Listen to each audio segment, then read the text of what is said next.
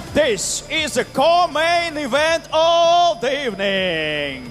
NFC 3-round in flyweight division. Ladies and gentlemen, let's me introduce two fighters. Introducing a person fighting out of the blue corner. His professional record, 10 win, 1 loss. His stand, 165 centimeters tall. Official weight in 56.7 kilogram. Fighting out the Curitiba, Brazil. Please welcome Kayak Alencar!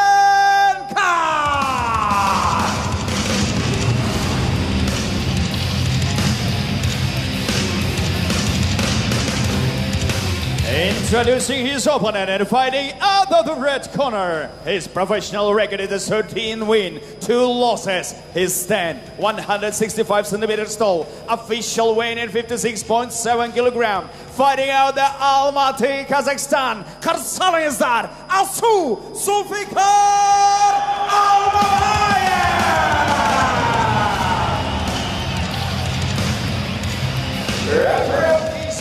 Chant the action, Manap Gabdiev. Orta. Ереже сақтаймыз, ереже бойынша 5 раунд 5 минуттан. Сәттілік. Ардақ жанкүйерлер, осылайша бұл айқаста басталды. Менің бірге комментатор тізгінді қатар ұстап отырған Қайрат Ахметов. Бауырымыз енді осы салмақтың нағыз өкілі. Қайреке, өзіңіз бастан аяқ. Бір сөзбен айтқанда, Аленкарға өте қиын болады. Асу бауырымыз, қазақтың батыры, қазіргі уақытта жақсы өнер көрсетіп жүр. Қай лига болсын, топ жаратын жігіттің бірі. Соңғы кезде жақсы жеңістеріне сүйсініп, жекпе-жектеріне сүйсініп жүрмін жалпы. Қалай бірге жұмыс істегенбіз, білеміз, бір-бірімізді білем қаншалықты күшті екенін. Сол себептен бүгін бәрі ойдағыдай болса, Асу жеңіске жетті деген ойдамыз. Асудың осы айқасқа деген дайындығы өте ұзақ лагерден тұрды және өте тыңғылықты дайындық кезеңінен өтті. Өте жақсы, қазір астынан көтерілген сәті Солмабаевтың бір соққысы.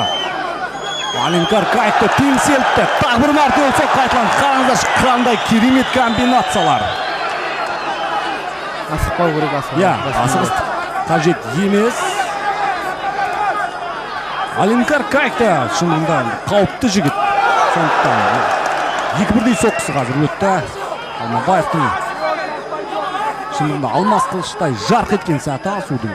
Асудың жылдамдылығы өте жақсы болып тұр. Міне дөк түйдің ол соққы расымен де. Міне ай жарайсың. Негізі Асу өзі джиу-джитсу өкілі болса да, қазір аяқпен де қолмен де тамаша жұмыс істей алады. Қараңыздар, бірден аяққа ұмтылыс. Жекпе-жекті партерге ауыстыруға мүдделі Асыл. Бәрекелді. Керемет. Тамаша. Орындау тамаша. Нәтижелі тейкдаун. Енді Асыл өзінің сүйікті әдістерінің бірі, яғни сабмишн қылғындыру әдісін жүзеге асырып көретін секілді. Аленкар Каякта еш мүмкіндік қалмаған сияқты. Әзірше солай болып тұр, бірақ әлде әрине біз енді күні бұрын тоң пішпейміз, бірақ дегенмен Аленкар Каяк бірден есеңгіреп қалғандай. Не дегенмен бірінші раундта аяқтап кетуге мүмкіндігі бар Асудың. Тік тұрып төбелес партерді де міне жойқын соққылар жіберіп жатыр. Бірақ Аленкар осал жігіт емес. Ол қанша соққы тисе де ешқандай бір қобалжып немесе нетіп атқан жоқ жаңағыдай. Ары қарай план орындап жатыр, не дегенмен. Қазір енді Аленкар Каяктың тарапынан осында өткір соққылар шынтағымен бағытталған ал Солмабаевтың жауабы көп күттірген жоқ, бірден төбесінен төндіре ауыр соққыларын дартып үлгерді. Ал Аленкар Каяк қазір аяққа тұрып кеткісі келеді. Ал Асу оны толыққанды өз бақылауында, өз ырқынан шығаратын емес әзірге. Раундтың аяқталуына 1,5 минуттан астам уақыт қалды дегенмен қазір жекпе-жектің бастапқы қарқыны Алинкар Каикті бір шарасыз күйге түсіргендей болды, иә? Одан кейін қазір енді қалыпқа түскен тәрізді.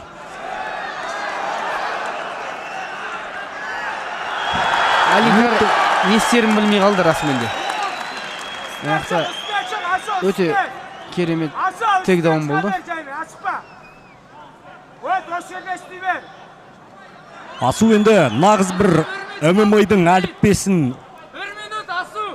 А әрпінен бастап оқығандай тамаша бір әдіс, яғни кезең-кезеңмен өзінің шабуылын жүзеге асыруда. Бірақ енді бразилиялықтар кез келген сәтте де қауіпті ғой, тіпті партерде екі есе қауіпті. Қанша ұрып соққыға алсын, бұлар төзімді болып келеді негізі.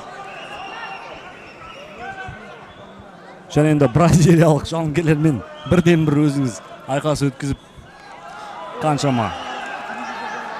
Есімде.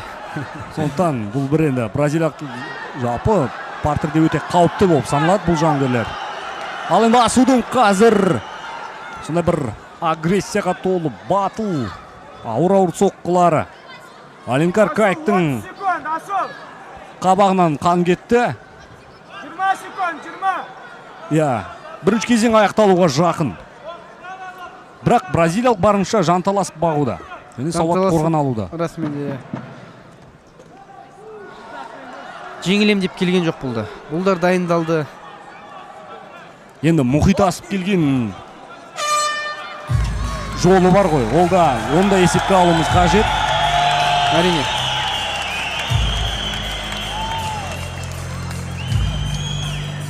Бірінші раундтың жалпы сипаттамасының өзіңіздің көз қарасыңызда айта отырсаңыз. Таза жеңіп отыр Асу. Онда 8 бағасымен.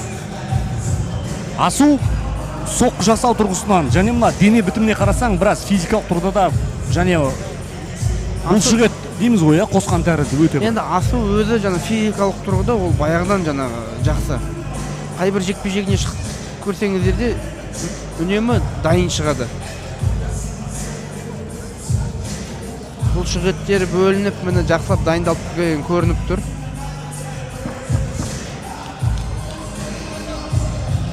Мынау енді шындығында нағыз бір тарихта қалатын хайлайтс деп айтсақ болатын шығар. Бразилиялықтың жаралы жолбарыстай жанталасқан сәті, Асудың бір аш арыстандай ұмтылған сәті өте керемет көрініс. Екінші раунд. Ал бразилиялықтың түріне қарасаңыз түк болмағанда екінші кезеңге шығып отыр. Қазір бұл жауынгер өте қауіпті. Асудың жақсы айнала тепкен сәті, жақсы бір лол. Ал енді Алинкар ұрып үлгерді. Қауіпті ұмтылыстар жасауда. Асудың осы астынан көтере ұрған сәтін Алинкар енді оқып қойған сәрді күн бұрын. Оқып қойды, оға ден 3 мәрте рет тиді. Енді кішкене міне жақсы проход жасап міне. Өте орынды, бәрін сауатты істеп отырғасы. Осы бағыттан таймау керек. Аяққа лып етіп өте шыққан сәті Асудың. Әрі қарай жекпе-жек партерде жалғасуда. Бұл Асу мұндай позицияда өзін өте қолайлы сезінеді. Ал бразилиялық өзінің бар білгенін қазір бәске тігіп, осы тұста қарымта шабуылдар жасап көреді.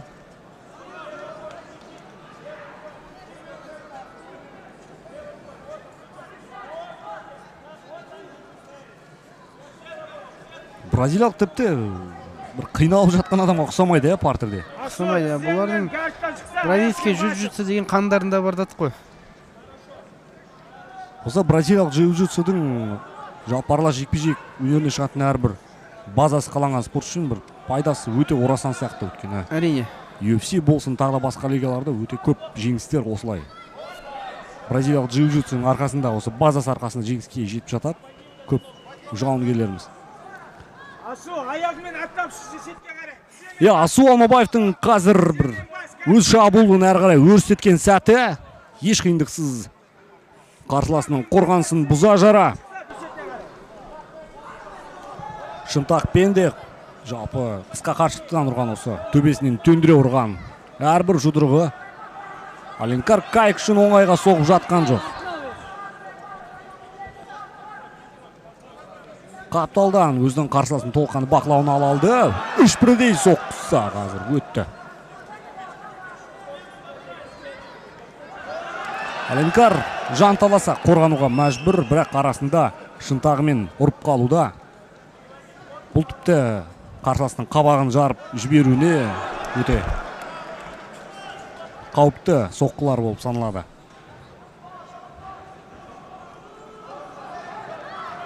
Асудың осы негізгі айқас мәнері көбінесе партерге бейім, не? Күресе де біледі, стойкада жұмыс істеу біледі, грэпплингті біледі, жалпы разносторонний дейміз ғой жаңағыдай. Нағыз бір 5 қаруы сай, әмбебап жауынгеріміз Асу Алмабаев бүгін осы араға ұзақ уақыт үзіліс сала отырып, өзінің нағыз бір шыңдалған бабында жүрген сәтін паш етуде. 8 бұрышта бразилиялықтың шындығында шоршыған балық тәрізді. Арып бері соққы жасатпауға тырысады, еш мүмкіндік бермеуге. Бірақ Асу енді қазір өз бақылауын, өз қысымын әрі қарай күшейте түсуде. Бірақ жекпе-жек осы партерге ауысқалы бері өте бір ауыр соққыны әзірге бразилиялық өткізіп көрген жоқ, Өткізіп көрген жоқ, өйткені өзіне міне осындай әдістер гардтан шығармай жатыр. Міне енді шықса болады. Міне. Бразилиялықтың біліктілігінде әрине сөз жоқ. Қорғана білу тұрғысынан енді өзін нағыз бір түрлі қиын мектептен өткен жауынгер екенін көрсетіп тұр. Ысылған нағыз. Асу енді асықпайды қазір. Жекпе-жек оның толыққанды бақылауында. Время говорите. Асу негізі уақытынан мерзімнен бөлек жаңағы уақыт тезірек немене іздеп жүр жаңағы. Уақытынан бұрын аяқтар сеніп жүр ма? Сеніп жүр негізі грэпплингтің несінен де болевойлар істегісі келіп жүр, бірақ оған қарсыласы бермей жатыр. Әрине, осындай Алматы аренаны лық толтырған жанкүйерлердің алдында, осындай жылдың ең үлкен ММА шоуында жарқын жеңіске қол жеткізуге тырысады Асу Алмабаев, бірақ бұл мұратына Асу Алмабаев бір табан жақын қалды. Дегенмен бразилиялықты біз енді есептен шығармауымыз қажет. Әрине. Неге осы бразилиялықтар өте төзімді болып келеді? Маған осы қызықты. Әлі күнге дейін шындығында құпия ма деп ойлаймын. Өте төзімді, жаны сыры. Өте төзімді, жаңағы тула бітетін дүние шығар. Жаңағы климат бәлкім. Климат мүмкін оның да бар. Характер дейміз ғой, жаңағы характерлары бұл жеңілсе де жеңіле білетін мықты жақсы халықтардың бірі ғой енді. Және әрине енді ол ондай қайсарлық, ондай өжеттік осы Асу Алмабаев секілді қазақтың азаматтарында да, қазақ жігіттерінің бойында да бар, қанымызда бар дүние ғой. Әрине. Қайсарлық, өжеттілік. Және осы да бразилиялықтардың қазақтармен бір ұқсастығы бар ма деп ойлаймын. Осындай қаншалықты қиын сәт болса да, сынбай, жеңіліп жатса да, барынша ақырына дейін, ақырғы секундқа дейін айқасатын осындай бір өткірлік, шындығында ол жалпы осы бүгінгі ММА-ға керек әрі ауадай қажетті дүниенің бірі.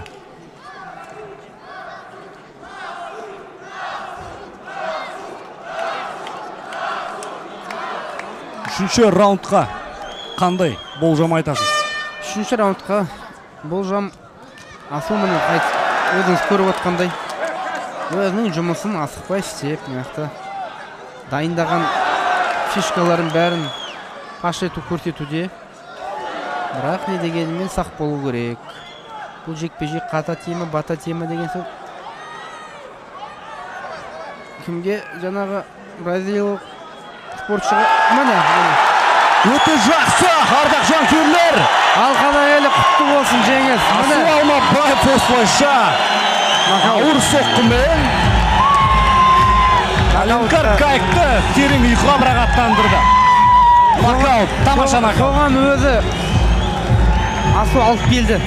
Бәріміз біліп отырдық, бірақ не дегені мен деп отырдық, 3 раунд бола ма деп. Уақытынан бөлек міне уақытын. Қуанышымда шек жоқ. Қараңыздар, қайталау қазірге. Осы бір аппеткот шешуші болды. Асу Алмабаев үшін нәтижелі және ардақты арла жекпе-жегінің адал жанкүйерлері барша қазақстандықтар сіздерді осы бір тамаша жеңіспен құттықтаймыз. Және бұл жеңістің куәсі болып отырған бізде шындығында бақыттымыз. Асу Алмабаевтың тамаша жеңісі қазір бейне қайталаудан тағы бір мәрте көргіміз келеді. Алинкар Кайк лайықты түрде қарсылық таныта білді. Әрине енді біліктілігі тұрғысынан Асу Алмабаев бір бас жоғары, дегенмен Алинкарға лайықты бағасын беру керек.